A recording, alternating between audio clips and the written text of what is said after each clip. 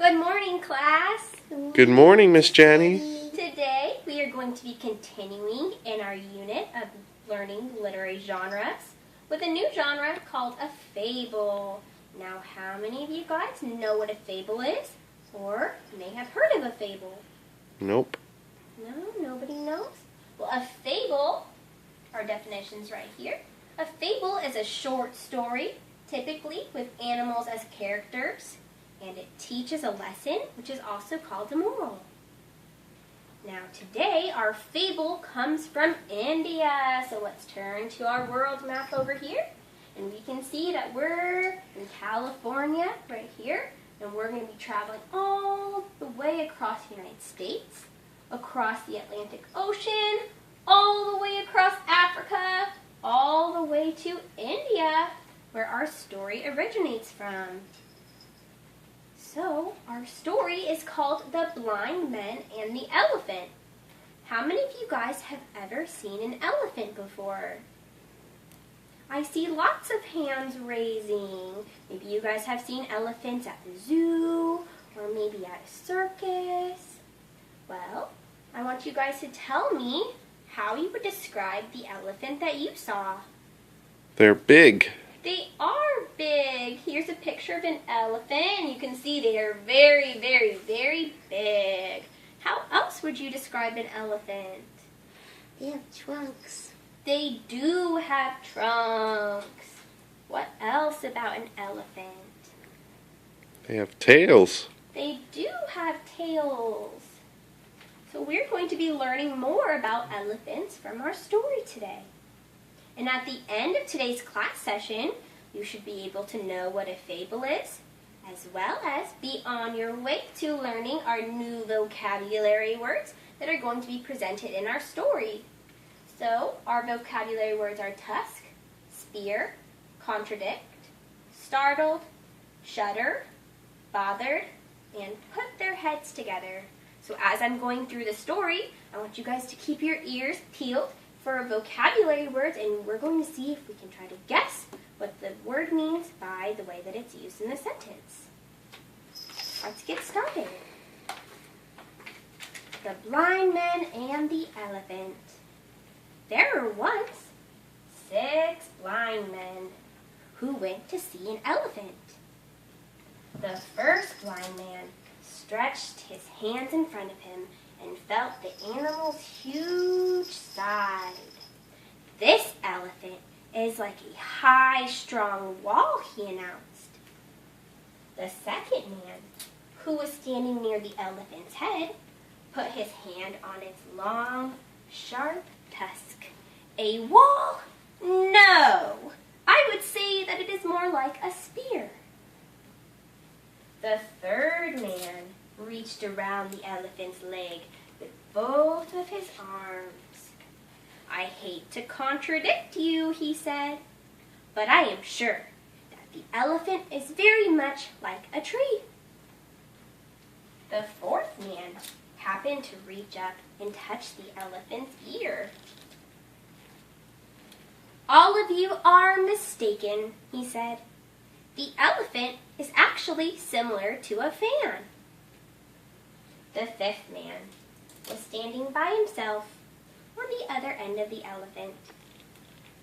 He happened to grab the animal's tail. I don't understand the confusion, he said. I am sure I am correct in saying that the elephant is much like a rope. Now, the elephant was a bit playful, so he tickled the sixth man with his trunk. This startled the man, and he pushed the trunk away and said with a shudder, "Please stay calm while I swear to you that the elephant is really a very large snake." "Nonsense," said the others.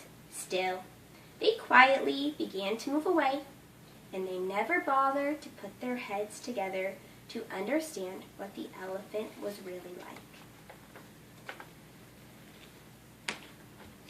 From our story, I'm sure you guys picked up some of our vocabulary words, and we're going to go over those. So I want you guys to go ahead and write down the word and the definition in our vocabulary books. Our first word is tusk. A tusk is a large, pointed tooth. And as we can see in this picture, this elephant has a tusk. Can you guys think of any other animals that may have a tusk? No? What about a walrus? A walrus also has a tusk. Our next word is spear. A spear is a sharply pointed weapon. You can see in this picture, this is what a spear looks like. And one of the men thought the elephant was actually a spear because he was touching his sharp tusk. Our next word is contradict. Contradict means to state the opposite of. In this picture, we have a little boy that says, "I'm hot." And this little girl says, "I am cold." These two statements contradict one another. Startled. Surprised or shocked. Now, as you can see in this picture, this little boy looks very shocked. Shudder means to shiver. And in our story, the man shuddered in fear because the elephant tickled him and he thought it was a snake. And in this picture, this man is shivering. Bothered. Took the time or troubled. Pooh Bear did not take the time to get more honey before lunch. And now he's hungry. Put their heads together. It means to think about and work on together. And in this picture, we have 4 people that are all huddling together. And they are trying to come up with a solution or an idea. Next, I'm going to pass out these cards that have numbers 1 through 6 on them. And I want you guys to get together in groups with the same number on the card. So I want you guys to go ahead and find the members of your group that has the same number on your card. And what you're going to do is you're going to look on this side. It says in your group. And there are 4 discussion questions that you guys are going to talk about in your groups. The first is, what do each of the 6 blind men believe an elephant looks like? So I want you guys to go ahead and reread the story together in your groups and answer this first question. The second question, why do they think so? You can also find this in your reading. The third question, what lesson do you think this fable teaches? I want you guys to think really hard about this. And the fourth question, how can we apply this lesson to our own lives? So I'm going to go ahead and pass out the cards. You guys will have about 5 minutes in your group.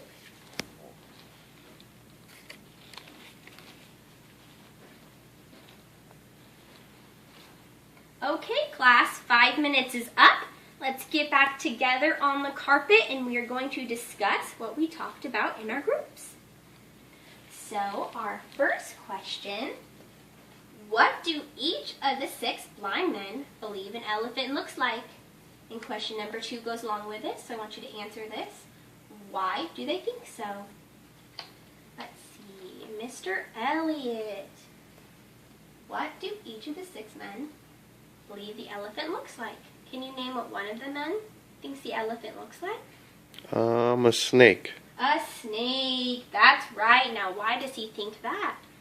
Because of the trunk. Very good. Because of the trunk. Now, can anybody else think of what other ideas the blind men had about the elephant? Miss Lori. I thought he was like a fan. A fan. Now, why did they think he was like a fan? Because his ears were big. Yes. Because his ears were very big. Very good. What about the other 4 men? What did they think the elephant was like? Like a wall. Like a wall. Now, why was the elephant like a wall?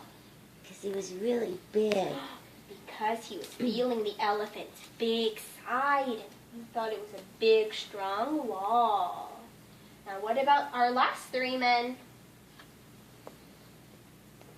A spear. A spear. Very good, a spear. Now, why did this man think the elephant was a spear? Because of his tusks. Because of his tusks, that's right.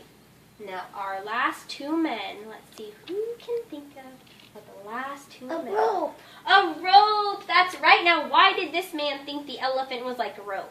Because of his tail. Because of his tail, that's right. Okay, what about this last man? How did he describe the elephant? No one remembers?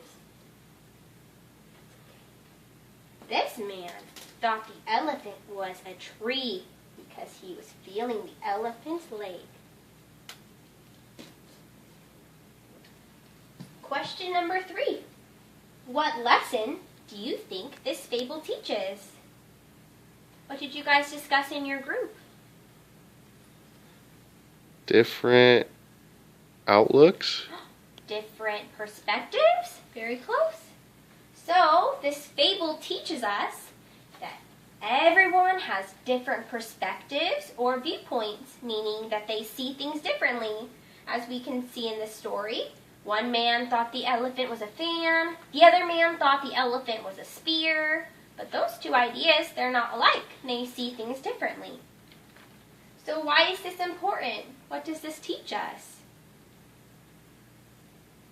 So we can learn from each other. That's correct. We can take into account what other people's perspectives are, and we can learn from them and learn from their experiences. Now, how can we apply this lesson to our own lives? Do you think that we can apply this lesson to our group exercises when we all have to share our ideas? Yeah. Yeah. So when we are all gathering together in our groups and everyone is sharing their ideas, not everybody's idea is going to be the same.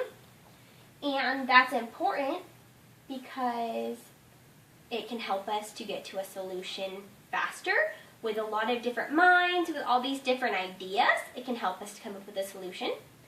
What else can it help us to do? How about it can help us to strengthen our relationships? Because sometimes maybe we argue with our friends or our peers when we don't see eye to eye with them, when we don't think the same way or we don't feel the same way. Well, if we take into account that everybody has a different perspective, then that can help to strengthen our relationships because maybe we'll be more patient with our friends and trying to put ourselves in their shoes and look at the situation from their eyes. Now, before we close class, I'm going to go over our homework for this evening. Homework number 1, pick a fable from this list. Tortoise and the Hare, The Lion and the Mouse, Squids Will Be Squids.